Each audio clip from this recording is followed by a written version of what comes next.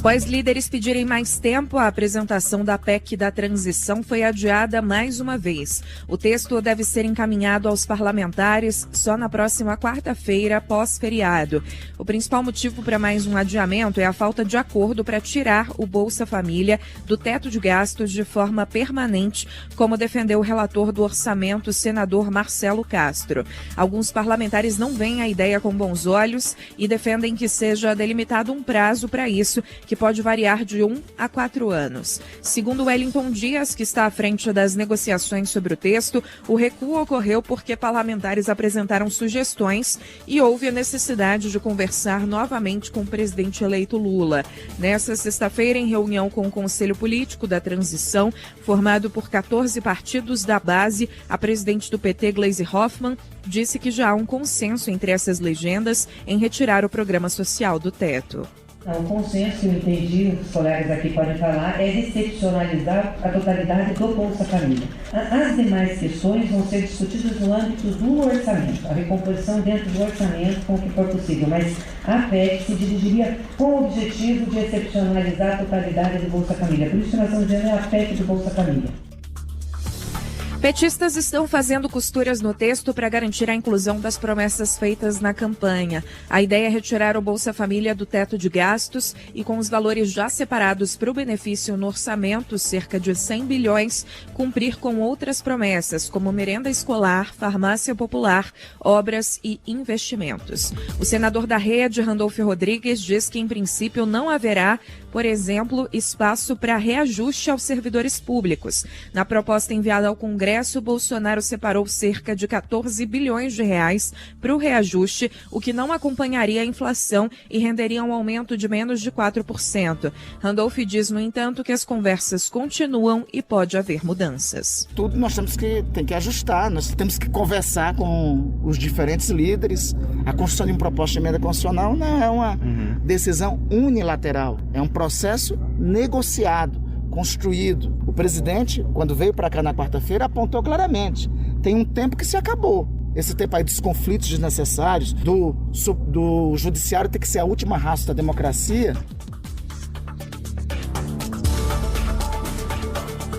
O adiamento da proposta também quer evitar alterações no texto pelo Congresso Nacional, que atrasaria a votação. O objetivo é garantir o consenso. Mantendo a apresentação da PEC na próxima semana, a ideia é que ela comece a tramitar na última semana de novembro e que tanto a PEC quanto o orçamento sejam aprovados antes do dia 17 de dezembro. 6h10. O economista Guido Mantega afirmou que não assumirá nenhum ministério do próximo governo do presidente eleito Luiz Inácio Lula da Silva. Em entrevista à Globo News, ele comentou que o mais importante não é a definição dos ministros, mas sim da política econômica. Faltou o senhor falar sobre um eventual convite para o ministério. Pouco antes da entrevista começar, o senhor disse que Guido Mantega não será ministro. Isso é realidade? O senhor não aceitará nenhum convite para fazer parte do governo?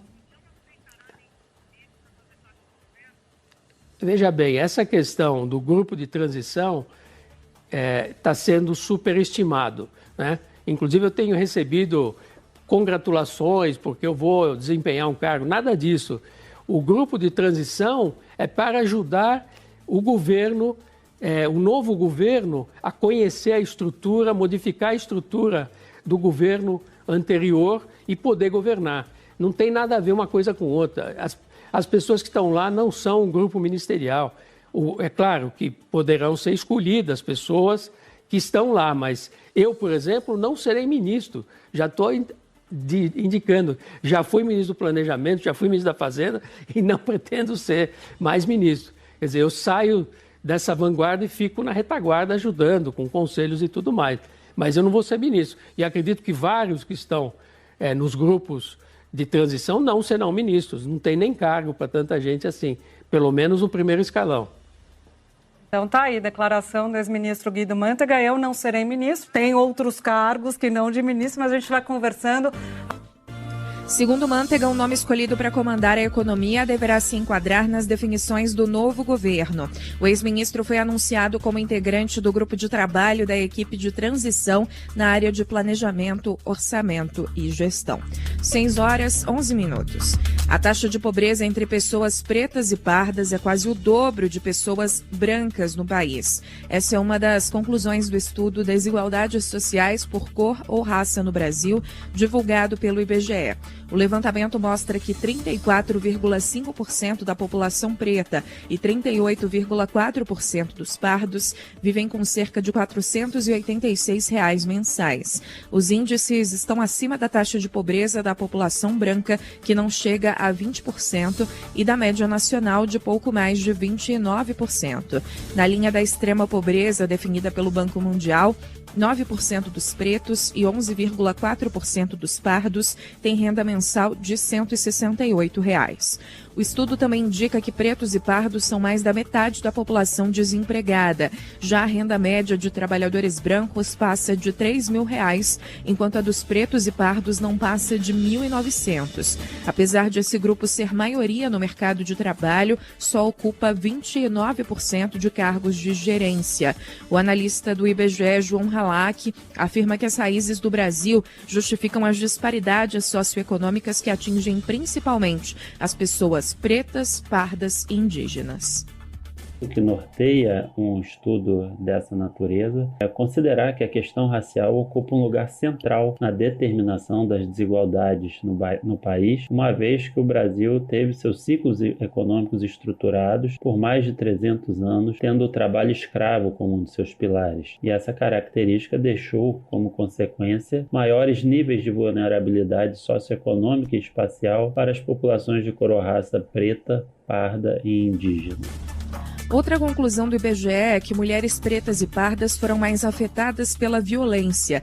18% das pessoas acima de 18 anos sofreram agressões físicas, psicológicas ou sexuais, sendo que 21% eram mulheres pretas. No caso dos homicídios, a quantidade de pardos mortos foi o triplo e a de pretos o dobro da de brancos, que ficou em 11 por 100 mil habitantes.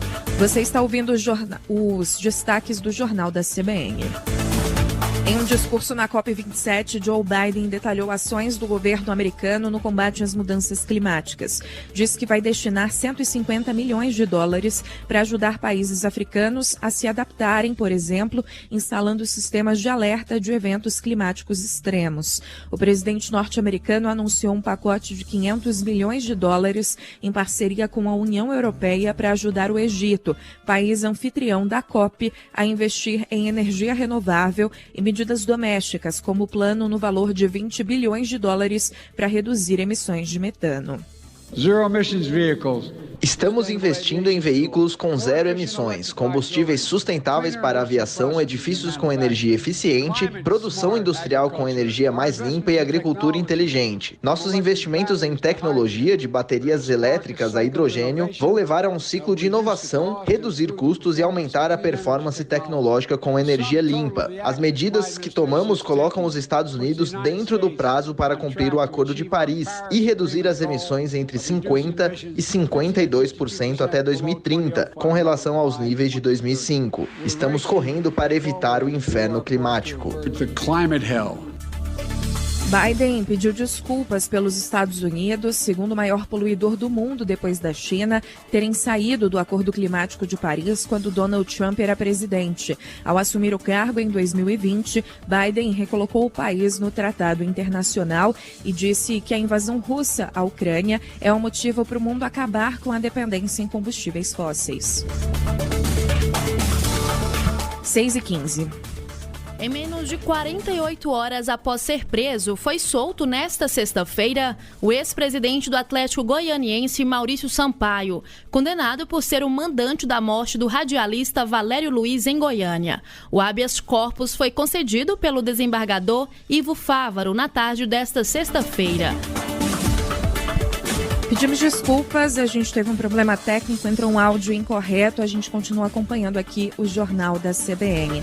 São 6h16, a cantora Gal Costa foi enterrada numa cerimônia restrita a familiares e amigos em São Paulo na tarde dessa sexta-feira. Durante a manhã, fãs formaram fila na manhã dessa sexta em frente à Assembleia Legislativa de São Paulo para a despedida da cantora. Alguns levaram cartazes, discos, vestiram camisetas com letras de músicas, tocaram e cantaram canções da artista e compartilharam memórias de momentos em que ela marcou suas vidas, enquanto aguardavam a abertura do salão ao público pouco depois das 9 horas da manhã. A baiana Zélia Moreno desembarcou em São Paulo às 6 da manhã, vinda de Salvador. Na fila, tocou e cantou Edo Oxum e falou sobre a relação com o repertório de Gal. E eu vou te dizer uma coisa a você. Minha inspiração foi o disco Índia, que aí eu ganhei um violão e comecei a cantar com família, com parentes, nas ruas, lá em Santa Amaro, na casa da Dona Canoa. Cantei muita música que Mabel me pedia para cantar, porque era música, eu canto música antiga. O repertório de Gal Costa todo eu gosto porque é antigo. A viúva de Gal, Vilma Petrilo, e o filho dela, Gabriel, acompanharam toda a cerimônia ao lado de amigos da família. Estiveram presentes Dandara Ferreira, diretora do filme Meu Nome é Gal, que ainda vai estrear, a atriz Sophie Charlotte, que interpreta a cantora na mesma obra, a futura primeira-dama Janja, o deputado estadual eleito Eduardo Suplicy, o apresentador Serginho Groisman e a chefe Bela Gil. Irmão de santo de Gal, que conheceu no terreiro baiano do Gantuá, Alain Brandão, falou sobre a relação da Gracinha com seu estado natal. E quando um baiano sai da Bahia e vai para São Paulo, para o Rio, qualquer coisa, ele é a Bahia, ele é um embaixador da Bahia. Então, a alegria, a lealdade, a honestidade, a força de trabalhar, de cumprir o seu ofício e o amor aos fãs, aos amigos e à família são as características. A entrada ficou aberta ao público até às 3 horas da tarde. O enterro foi restrito a amigos e familiares da artista.